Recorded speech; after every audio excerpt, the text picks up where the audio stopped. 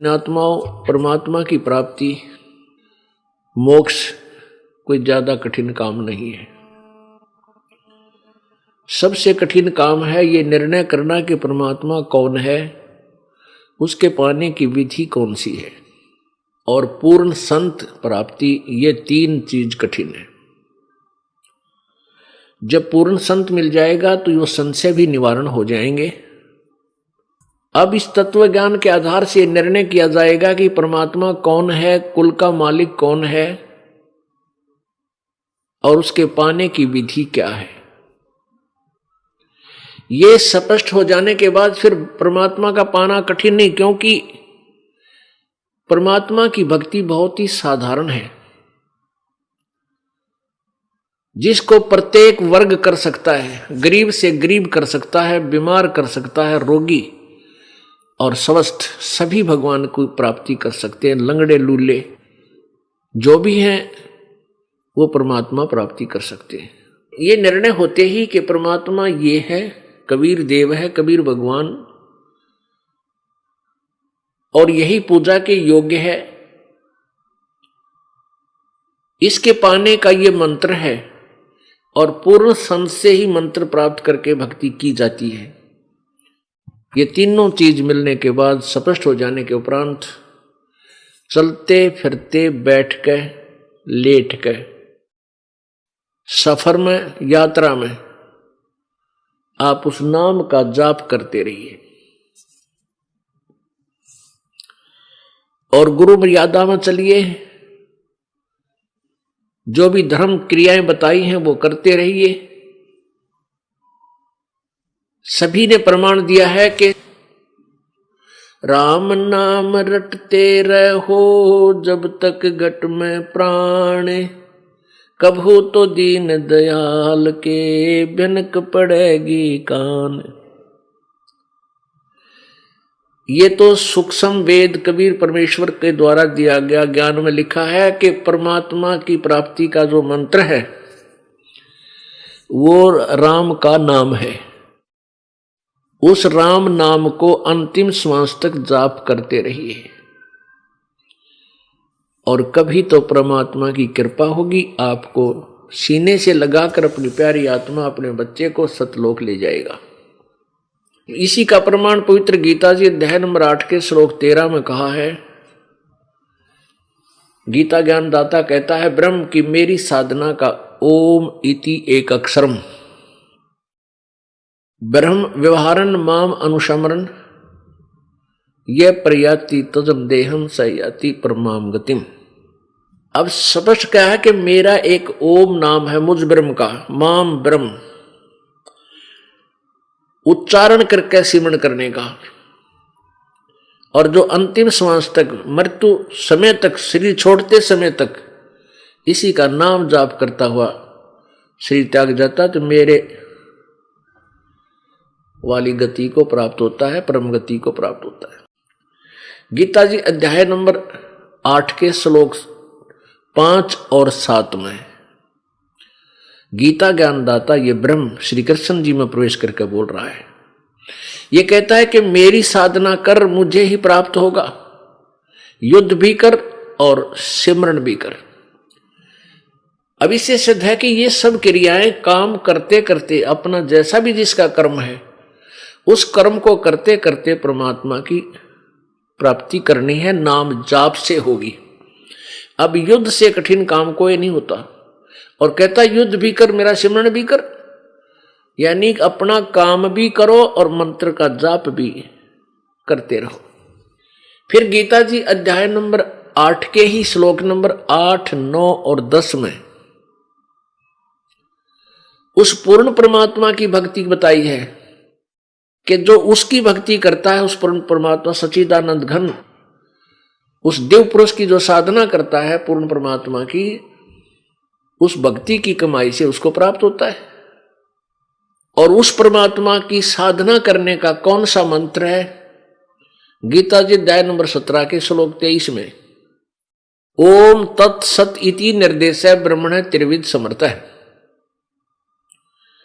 उस ब्रह्मणे माने सच्चिदानंद घन परमात्मा यानी पूर्ण परमात्मा की भक्ति का केवल 3 मंत्र के जाप का सिमरण करने का आदेश है, निर्देश है, और वो 3 विधि से किया जाता है। ओम तत्सत, ओम ब्रह्म का जाप है, ये तत् और सत ये सांकेतिक है। ओम तत्सत कोई जाप नहीं है। तत् और सत ये सांकेतिक है। इनको तत्वदर्शी संत बताएगा। गीता जी अध्याय नंबर 4 के श्लोक 34 में कहा है कि उस तत्व ज्ञान को, जिसमें बहुत प्रकार के धार्मिक अनुष्ठानों का विवरण है, यथार्थ भक्ति की विधि है, उसको तू तत्वदर्शी संतों के पास जाकर समझ, उनको दंडवत प्रणाम करने से, कपट छोड़कर प्रश्न करने से वो तत्वदर्शी संत तुझे उस तत्व ज्ञान का, परमात्म तत्व की जानकारी देंगे, तत्व ज्ञान सुनाएंगे। तो ओम तत्सत को केवल तत्वदर्शी संत ही स्पष्ट कर सकता है। ओम तत्सत कोड वर्ड है। वेद पढ़े जो प्राणी, समझन सार रहे अज्ञानी, गुरु बिन काहू न पाया ज्ञाना, जो थोथा भूस छड़े मूड किसाना। सतगुरु के बिन, गुरु के बिना किसी को भी वेदों का ज्ञान नहीं हुआ। वो तो ऐसे अपनी अटकलबाजी करते रहे जैसे कोई मूड किसान धान निकालने के बाद पड़ी पराली को और उसको कूट रहा है मोगरों से, डंडों से, या उनको पटक रहा है पकड़ पकड़ के। किस लिए? उसे पूछा जाए कि इसमें से कनक निकाल लूंगा, धान निकाल लूंगा, तो उसको ज्ञान नहीं है, वो मूड है। और समझदार तो उसमें से निकाल के ले जा चुका है, वो तो पराल पड़ी है, भूस पड़ा है। तो जो भूस को कूट रहा है वो तत्व ज्ञान उस मार्ग का परिचित नहीं है। तो यहां बताया है, गुरु बिन काहू न पाया ज्ञाना, जो थोथा भूस छड़े मूड किसाना। गुरु बिन वेद पढ़े जो प्राणी, और समझे न सार रहे अज्ञानी। पुण्य धर्मी व्यक्ति है और एक बिल्कुल पुण्य नहीं करता, बिल्कुल कंजूस है, सूम है। अब ये पुण्य करने वाला कहां जाएगा? स्वर्ग जाएगा। और स्वर्ग में अपने पुण्यों को समाप्त करके कहां आएगा? नरक में जाएगा। क्योंकि जब तक हम कबीर परमेश्वर जी की शरण में परम संत के माध्यम से नहीं जुड़ते हैं, तब तक प्राणी को, चाहे वो किसी भी देव की भक्ति करता है, चाहे ब्रह्म साधना करता है, चाहे परब्रह्म साधना करता है, चाहे वो ब्रह्मा विष्णु महेश या अन्य देवताओं की और अन्य पूजाएं करता है, उसको वर्क डन मिलेगा। जैसा किया वैसा फल उसको भोगना होगा। पुण्यों का अलग अकाउंट होगा और पाप का अलग होगा। तो पुण्य स्वर्ग में और पाप नरक में। फिर कुछ मिले जुले ऐसे संस्कार निर्धारित किए हैं जो 84 लाख प्रकार के प्राणियों की, पशु पक्षी, जीव जंतु, जल के जंतु, इन सभी की योनियों में भी आपने भोगना पड़ेगा। 2 प्रकार के होते हैं प्यारी आत्माओं। एक तो परंपरागत केवल नाम का ब्राह्मण होता है और एक कर्म का ब्राह्मण होता है।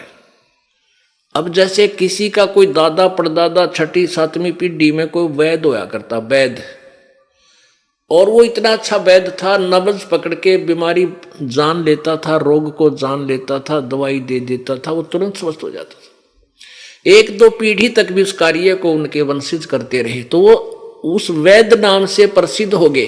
तो वो तो वास्तविक वैद्य थे। फिर उनके वंशजों को, पीढ़ियों को, जो सैकड़ों घर हो गए, वो ना तो पेट के दर्द की गोली जानते, दवाई जानते, और उनको भी वैद्य बोलने लगे सभी। यो रामकिशन वैद्य, कृपाराम वैद्य, ऐसे। तो वो वैद्य नाम के वैद्य हैं वो, क्योंकि परंपरागत उनका एक सरनेम बन गया, उनका एक समूह का नाम बन गया, वैद्य कहने लगे उनको। लेकिन वो वैद्य नहीं है। ऐसे ही एक तो ब्राह्मण है जो कर्म करते हैं, यानी दीक्षा दिया करते थे, श्राद्ध श्रुद्ध पर जाकर अपना उलट टोटर करते थे। एक ब्राह्मण है जो अपना मजदूरी करते हैं, कोई नौकरी करता है, कोई खेती करता है, कोई दुकान कर रखा है, वह ब्राह्मण जरूर को, वहां पर वह ब्राह्मण नहीं है। वो उन ब्राह्मणों की कैटेगरी में नहीं आते जिनके बारे में अब ये कथा सुनाई जा रही है। एक तो ब्राह्मण होता कमाऊ, यानी अपना काम करके खावे, एक वह खाऊ। तो ये खाऊ ब्राह्मण थे जो लोगों ने गुमराह करके और मूर्ख बनाया करते।